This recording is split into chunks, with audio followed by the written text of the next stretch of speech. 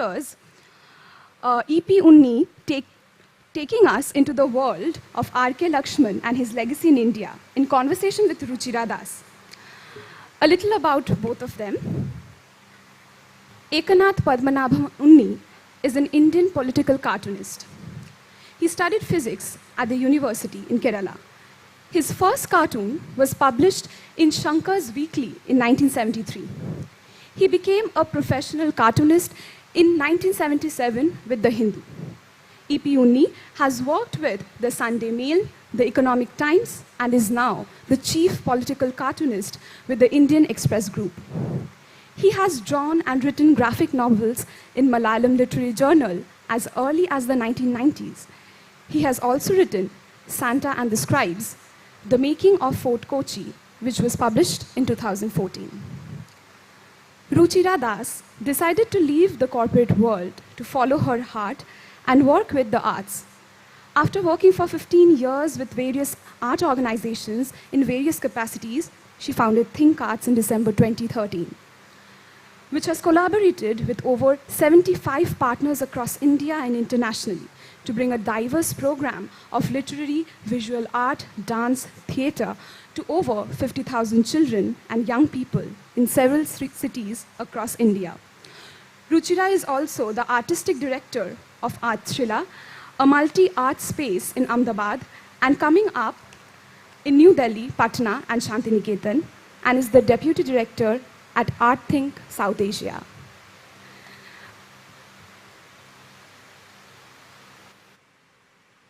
Hello. Thank you so much for the introduction.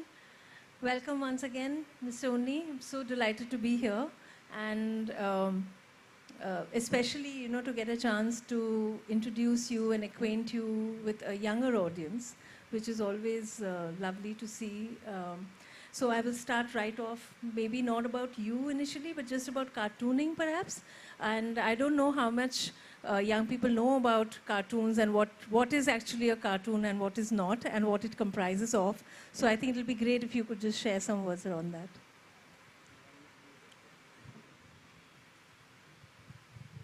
Am I audible? Okay. Well, everybody knows what a cartoon is. Do I have to explain what a cartoon is? I suppose everybody knows about it because it's one word, one English word apart from cinema that doesn't need a substitute or a translation anywhere in India. We took to cartoons like Duck to Water, though it's essentially a Western visual satirical medium. We inherited it from the British rulers. That's the same story anywhere. I mean, wherever there was a French colony, the French colony inherited cartoons from the French rulers. We inherited from our British rulers. So it's the English cartooning that came into India, and it has been, that was also at the time when the print media, the newspapers became popular in India, in English as well as in regional languages. So the cartoon in India largely became a newspaper art. The cartoon became a news cartoon, which is generally called a political cartoon because most of what makes news in India is politics. And that's continued over the years. I belong to one of the generations of Indian cartooning, which came after legendary cartoonists like Laxman, Shankar, Vijayan, Abu, Kutti. Kutti was Calcutta's cartoonist. So by cartoon, generally in India, we mean the newspaper cartoon. Younger people think the cartoon is what appears on television as the animated cartoon, animation. The Japanese are actually lucky. They have a common word for all things comic, manga. What appears in print, what appears on posters, what appears on TV, what appears in cinema as a cartoon, everything is called manga. Graphic novels, there are novels, graphic novels, that's also called manga. In fact, that signature style itself is called manga. We must actually invent some such common word today because there's a lot of convergence happening today in comics and cartooning, which most of us have not understood really.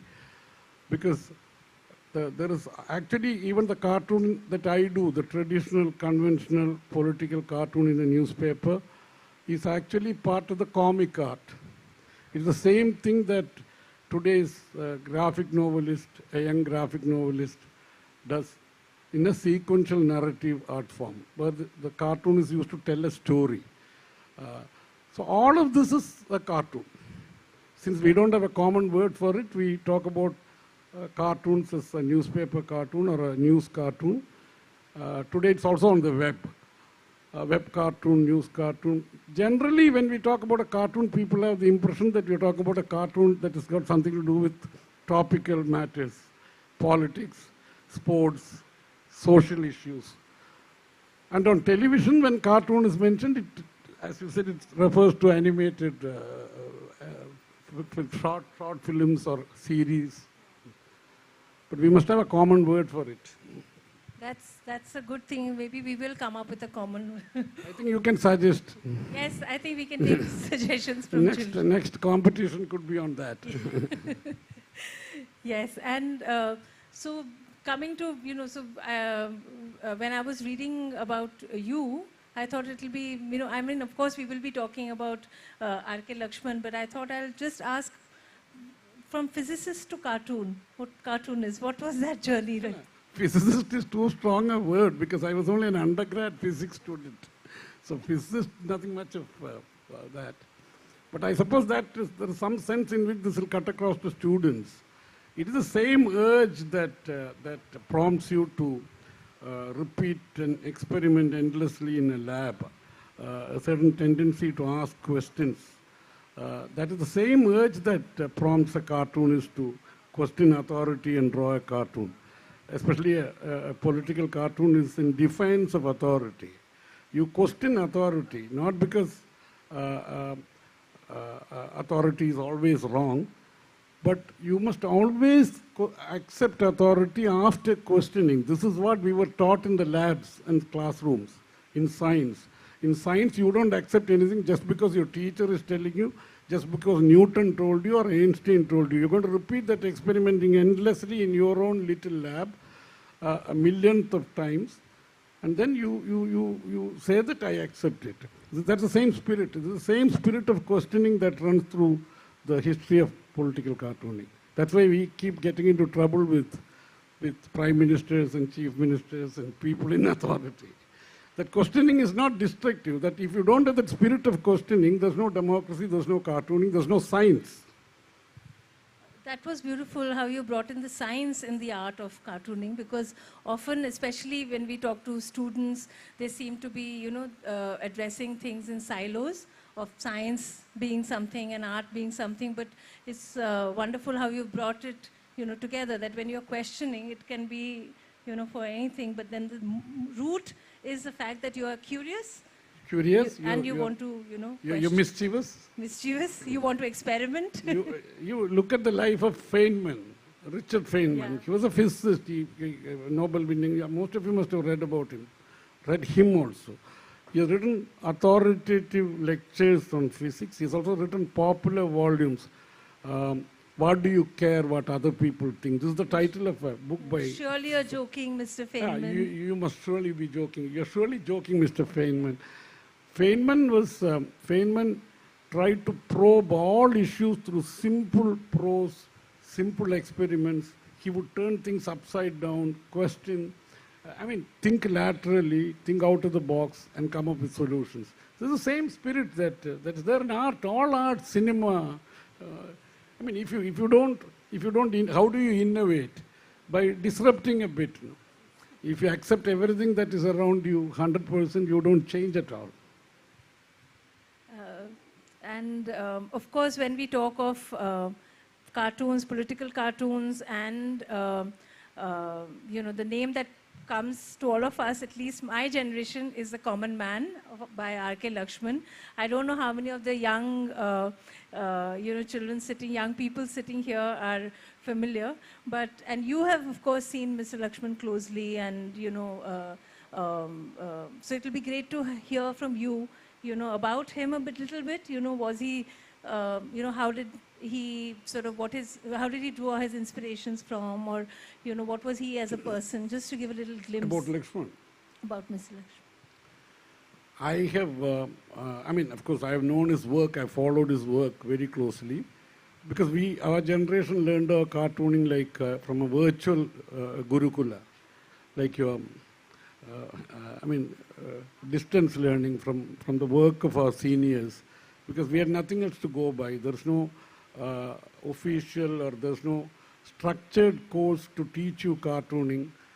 So you go by what your seniors have done, what is appearing in print, you follow them.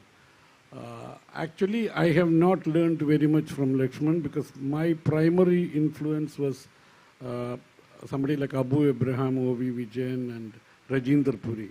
They were strong editorial cartoonists who used to appear in print in the South.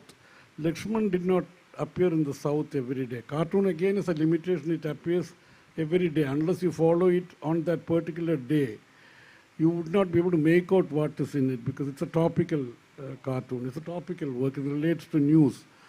So I can't say that I followed Laxman in my early days, but once I became a cartoonist, in my office in the Hindu in Chennai, we used to get the Times of India. So I watched his work since then regularly. I have not missed out. I've gone back and looked at his old work also because I had to research a book on him, a bio, which is coming out 6 months from now. We released the cover yesterday. So and then I got to meet the man. His work, of course, is very, very significant. Work also stands out for a simple reason. I can't give away his book, but I can tell you this much, that he's one cartoonist who did not work out of Delhi. Those days all the major political cartoonists would work out of Delhi because everything was happening in Delhi. The politics itself was Delhi-centric. Most of the decision-making happened there. There were jokes about, the Bengal's Siddharth Shankar Ray, who was chief minister, who would always keep his bags packed because he would have to rush to Delhi so that a decision could be taken with the concurrence of the Prime Minister, rush back to Calcutta. From the airport, perhaps he would rush back again to Delhi. I mean, this is a joke. That's the kind of decision-making that happened then. That kind of a place where the major cartoonists were all in Delhi, Laxman was exceptional. He didn't like Delhi at all, and he chose to work out of Bombay, which was the Times of India headquarters.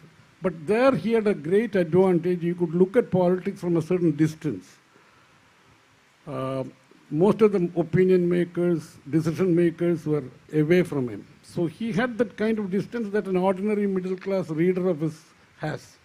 We are not in the thick of politics. We're not political activists. We are people who are affected by the politics. He was exactly like that. So he could empathize a lot more with the reader. That's probably why he became more popular than any of his contemporaries. He had that distant view of politics, a little disdain for Delhi, which is good. So that stood him apart, and he was I don't think he was the country's biggest workaholic. I mean, he would shut himself up for 6 hours every weekday in the Times of India corner office of his. Nobody could get into the office, nobody could call him. The phone is on the desk of the secretary. For 6 hours a day, for 68 hours, this celebrity shut himself up every day, except Sunday, every weekday in that office. And he would arrive before anyone else came to work at 8:30, drive his black ambassador himself, park it in accurately in the slot, like a German engineer, precision, absolutely precise, go up the stairs and work. He worked like that day after day to make us smile a bit. Fantastic work ethic. I have not seen that kind of work ethic rarely. I have seen a lot of great professionals in journalism, but this is awesome. I think that's wonderful, I mean, I hope young people are taking inspiration from that, the precision, the attention to detail, and the discipline, that rigor that you have to put in when you want to do anything, when you want to achieve anything, that consistent perseverance and discipline. He used to say that, people think I'm inspired. He used to say, nonsense. I mean, he says, every day I have to work for it. And how did the common man come about? I mean, that has been more or less recorded by him. I can repeat it if you want, like briefly. maybe for the young people. Yeah, just a because little bit. these people in the early decades after independence, um,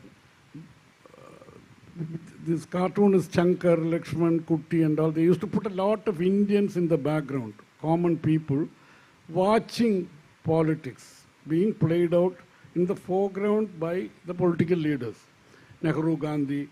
But there would always be onlookers, because those days politics was perceived as something very close to the people, because we had just had the independence movement, popular movement, which had yielded independence. So the politics was pretty close to the public then. They were not distant. Today you can't go anywhere near a junior minister, because surrounded by various paraphernalia plus security plus 100 other things. Those days, even the prime minister was accessible. So the people would just be watching, and also the feeling that they are being watched by the public. To create that, they would put a number of people. How do you represent an Indian? What they would do is they would put a Bengali, a Sardarji, a South Indian, an Andhra guy, and all kinds of people, Maharashtrian. But then how long can you do this, especially when you're close to a deadline? How much can you draw? I mean, this is an art where, you have to finish it by a deadline. In those days, after this used to be carved in by a block maker. That would take time, unlike today. Today it can be easily scanned and emailed. Those days, to process a cartoon, it takes a long time, and block maker has to really work on it. It'll take about an hour and a half or two.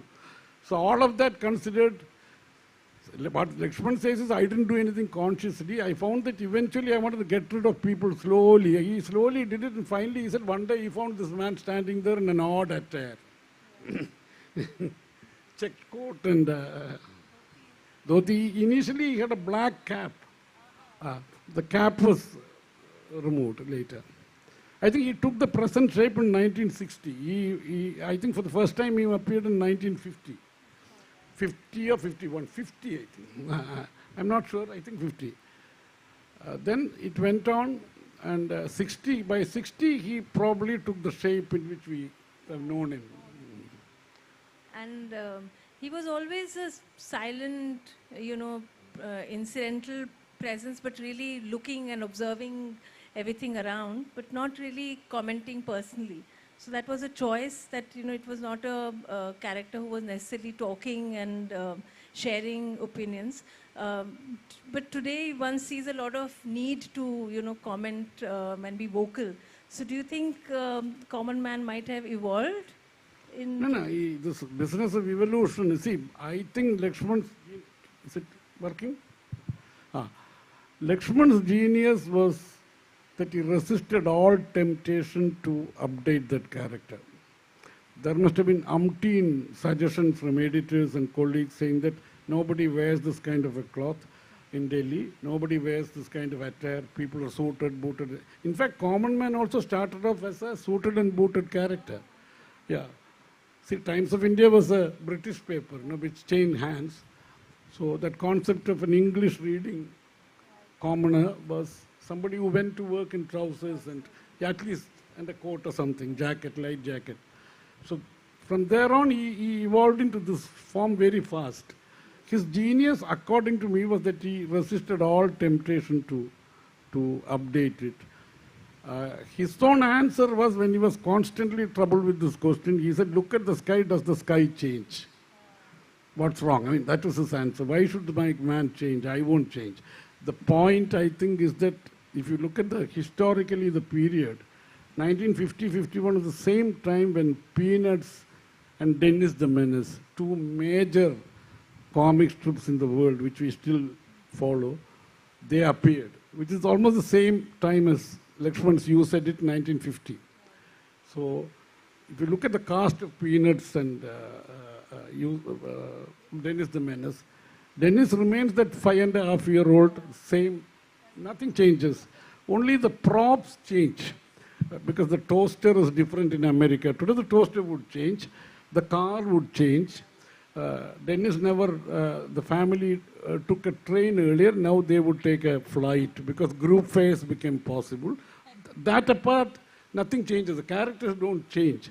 I think Laxman did the same thing. According to me, this character works because it's a comic character.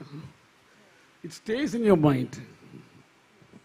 Yeah, and now with, it's a newspaper political cartoon, but with social media, and now I'm sure all of them are on Instagram and Twitter.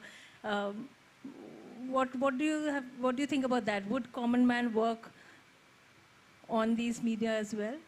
You're making me give away my book. Oh, no. Because I wrote the book precisely because Laxman seems to work on the social media amazingly. I don't know how far it will go because I'm excited about it. My excitement might be a little too much. But Laxman seems to work exceedingly well on the social media, though he's just black and white and so on, never use color. As you said, all the limitations of belonging to an earlier era. The language itself was old world English, so to speak. But it seems to work because what happens now is people tweet his vintage cartoons, and when they're tweeted, they seem to get retweeted and liked. I mean, far more than any one of our work, his contemporaries. I mean, this just stays on the, one cartoon stays on the tweeting, one cycle for days. And people keep commenting on it. There are many reasons for that. If you want to go into it in detail, we can do it during the question and answer session. But the fact is that it's working. The answer to you, why would you speak? Silence is also a response. And when there is so much of cluttering, you would really love to, you can use some silence. Like in singing, a good singer will use silence very well. Yeah, so silence is, at the end of the day, after all this surfeit of information, one would like some relief. Also, social media is a problem. Facebook and WhatsApp and all of this, Twitter, everything is a problem. Instagram. Fatigue sets in very fast. Because you're addictive, you won't feel like when you're tired of reading a book, you'll close the book, go for a walk, come back and resume. You don't give that leisure to the device. Because you're so addicted to it, even if you're nodding off, you'll keep using the device. So that fatigue, physical fatigue, this is such a relief to that. That's wonderfully put, actually. It is. When we, since we were talking about evolution of the common man, if at all, when we were thinking about today's session, we thought, let's ask young people what they might think is common, and we resisted from using the word common man, so we said common Indian. We also wanted female characters to be portrayed, and it was really inspiring to see, how some of them chose a farmer and a woman. So you saw some of those, some of the shortlisted entries. I saw all of them. Yes. They're very good, and I'm glad the young people are thinking afresh. They are thinking. Period. I mean, very good. And so if, I just wanted to ask if there are any questions, or should I think there's some, so we can take a few questions, and then I don't want to be the only one asking you questions. Shouldn't you be answering questions? It's your session as much as mine. How safe is it to be a political cartoonist in the current scenario, especially around the world and how we see an increasingly polarized world? How safe is it to be criticizing the government or any other, people in power through political cartoons? Tricky question, but some of us have survived, but there are no assurances of safety. All over the world, last 5-6 years, cartoonists have been in trouble. People have been sent to jail, even here for flimsy reasons. Draconian provisions of the law, Anti-Sedition Act, Section 124A, IPC. So draconian provisions of the IT Act, 66A section. These kind of provisions have been used against cartoonists. So I suppose you got to take it in your stride and somehow survive. So if you're part of a newspaper establishment, you go through a certain process of editorial filtering. Then I think you're relatively safe. That's all I can say. But if you're going to upload your own cartoons, which you can do in the net, and it's a very good opportunity for a freelancer or a beginner, you can showcase your work and you can reach, if you're brilliant, you can reach out to millions of viewers.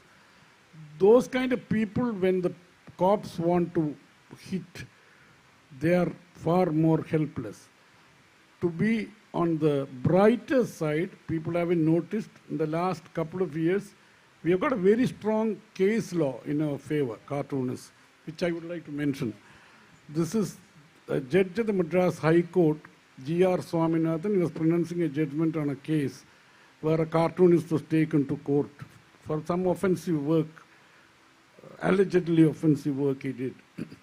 The court ruling briefly was that the cartoonist has the right to ridicule. Right to ridicule, not right to just criticize. The court said in a democracy, the cartoon plays a very positive role and the cartoonist must offend. If somebody takes offense at a cartoon, the common law cannot protect the thin-skinned, hypersensitive individual. The laws in a democracy are designed to protect a cartoonist rather than a hypersensitive citizen. So he said that if you want to apply laws of defamation, which hold for the cartoonist also, the judge said you have to use the highest threshold of defamation, not at the drop of a hat. So that case law is a big relief for cartooning. It says a cartoonist has the right to ridicule, right to offend. That's a very good case Yes, law. I think that's wonderfully empowering for someone who wants to be a cartoonist.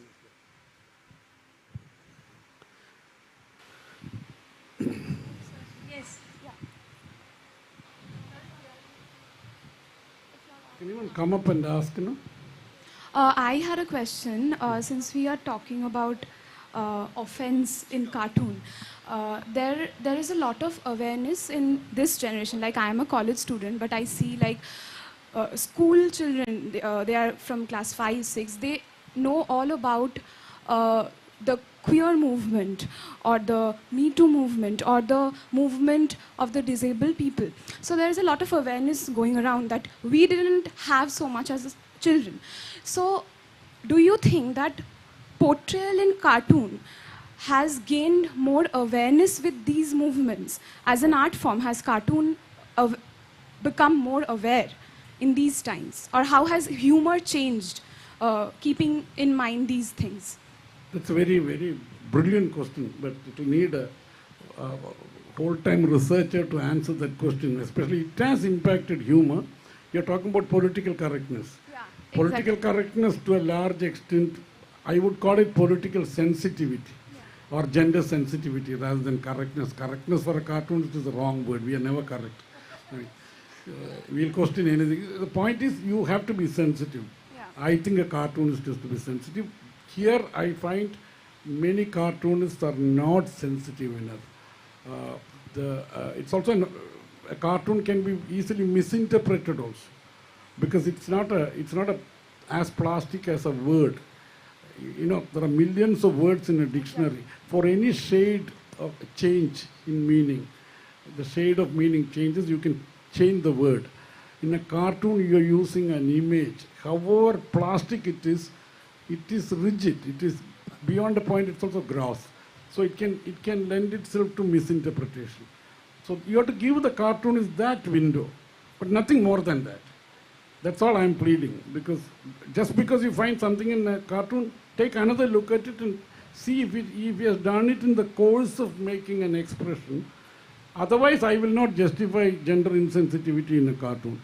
This is prevalent even in Kerala, my state, where women are considered to be empowered. And cartooning is probably the densest, the highest per capita cartooning in the country is taking place in Kerala. There's not a single newspaper without at least 2 cartoonists. I mean, most people look at the cartoon and not the masthead to know what the paper is. That kind of a thing. You know, but there, I find the cartoonists are not sensitive enough. This could be true of Bengal, it could be true of Maharashtrian cartoonists tell me it is a bit true of Marathi cartoons. I don't know. Tamil cartoons, it's certainly true. I can read Tamil. I find that Tamil cartoons are also often, they crack jokes at the cost of women. That is not humor. That's not humor. That kind of a thing. The earlier part of your question is,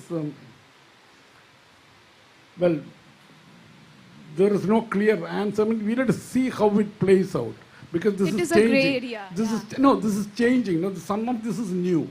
And according to me, I have an answer for the earlier part, which is that more women are getting into cartooning. Not regular news cartooning, but graphic novels, especially the world over. If that happens, that's already happening even in India, there you find more sensitivity and also richer experience coming into the, into the art form, which is very nice. The domain itself is really growing. That is a good thing. Plus, even the male cartoonists, when they tell a story in a graphic novel, they are gender sensitive. They are sensitive to these issues. So only when you have to work under a tight deadline in the newspaper space, also you used to conservative, I mean, habits die hard. You use the same thing. Under pressure, you probably don't have time to rethink. I'm not using any of this to justify it, but then this is probably why it is happening, but it should not happen anymore. We have a question from her. So you've talked about how there are different generations of cartoons. So do you think that this generation has lost the uniqueness of the other generations of cartoons? No. I think this generation would probably be doing the greatest cartooning in India. I find children I know, they're not children anymore, they're all young adults. My friends, kids, many of them are sensitive to cartoons. They're also better readers of cartoons. There's more comic awareness today. Today my readership is not just news savvy or well informed. My readership is also comic savvy. So I have to be careful because the comics has evolved as a language for the young people. They are visually far more literate. Visual literacy is very high. So they will produce great work. I have no doubt. They'll surpass us easily. And if one of these young people wanted to grow up to become a cartoonist, what should they be doing? Which, is there a course? No, there is no course. They should not be listening to somebody like me. They should not be listening to somebody like me. Laxman was a self-trained artist, right? Yeah. Even Laxman was a self-trained. See, the best thing, they open the internet. They get a variety, hundreds of cartooning styles. They will choose. Also, see, their basic language is visual. See, your emoticons today, emojis, are comics. They are pictures, actually. So this is almost seeped into your daily expressions and language. So they will easily take to it like duck to water. So I hope some of you are keen to pursue that. We have a couple of other questions. I think we can just take 2 more questions. So let's take these. Thank you, sir. My question is, cartoons do make a caricature of authority, and obviously they are not really comfortable with this notion which they present. So, and also technically speaking, this still exists in this day and age. So my question to you, sir, is what can we do to actually effectuate concrete change for the future generations as well as for us? You're talking about general levels of tolerance of dissent, Yes, sir. Yes, sir. Basically. That applies to other forms of art also. Cartoons, of course, can easily get into trouble. We can get into trouble more easily than stand-up comedians, cartoonists. Anyone who uses humor can get into trouble in this country. Best thing to do is to make people more aware of the law. The fact that law protects you. The fact that the authorities are misusing the law to harass the artist. These are things that should be highlighted. I suppose this is all you can do. And once in a while, Justice Swaminathan comes up with case law like that. Justice Kaul came up with a case law in favor of M.F. Hussain. Those are all gems, and we must use these. You must become legally aware. The legal awareness should spread, because law alone can protect you. Nothing else will protect you against such behavior. Thank you, sir. Good afternoon, sir. Sir, at the end of the day, a cartoonist is also human. He or she may have biases towards certain political parties. So when those political parties come into power, how much does that bias impact the cartoons that the cartoonist is making? No, you're right, it's a very raw medium where your biases will come out. And cartoonists are people who take sides. Make no mistake about it. The point is that you tell the reader, like a columnist, you tell the reader that I am taking sides, and these are my arguments in favor of my position. That's what the cartoon does. The cartoon is not telling you that this is the last word on the subject. No way. Because it's just an arbitrary comment done, off the cuff comment actually, done very fast because the news is changing all the time. And it doesn't have any great authority. It's not like an editor writing. It's just one of us, you, me, anybody, like a common person talking, reacting. He uses very strong tools, visual tools to underline, exaggerate, amplify the expression. That's all.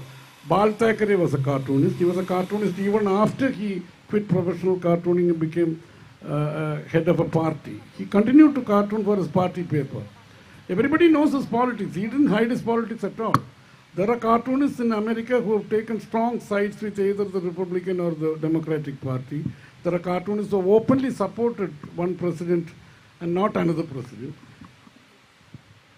Fair enough. Thank you so much. And thank you for those questions. I think it was wonderful to hear such insightful questions from all of you. Thank you so much for the session, Unny sir. It was lovely talking to you, and thank you, everyone.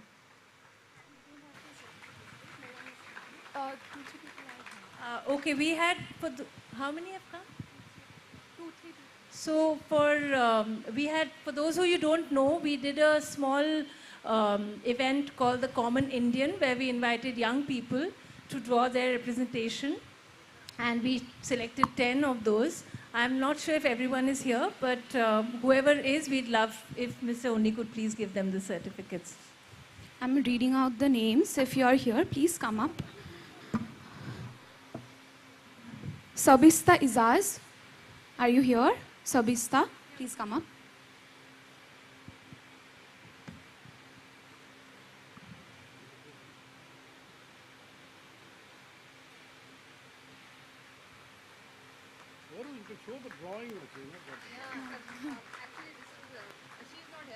Okay, you're taking on behalf of friend. Okay.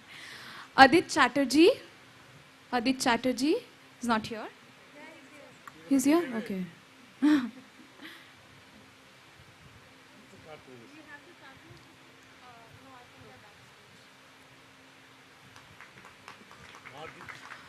A big round of applause, please.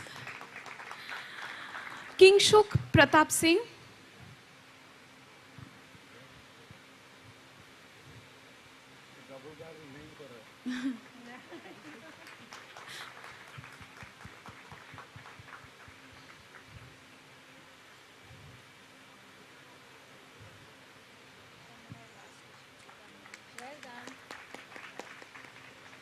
Ruchira Suter. Ruchira. She's not here. Okay. Vanshika Singh. Vanshika Singh. She's not here. Mohana Sengupta. Mohana. She's not here. Okay. So that's it. Thank you so much. Thank you to the audience and of course to our lovely guest, Ruchira. It was a lovely and enlightening session for me as well.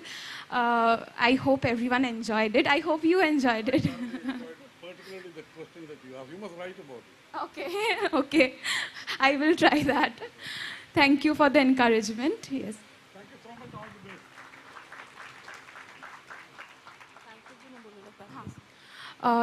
Today's session end here.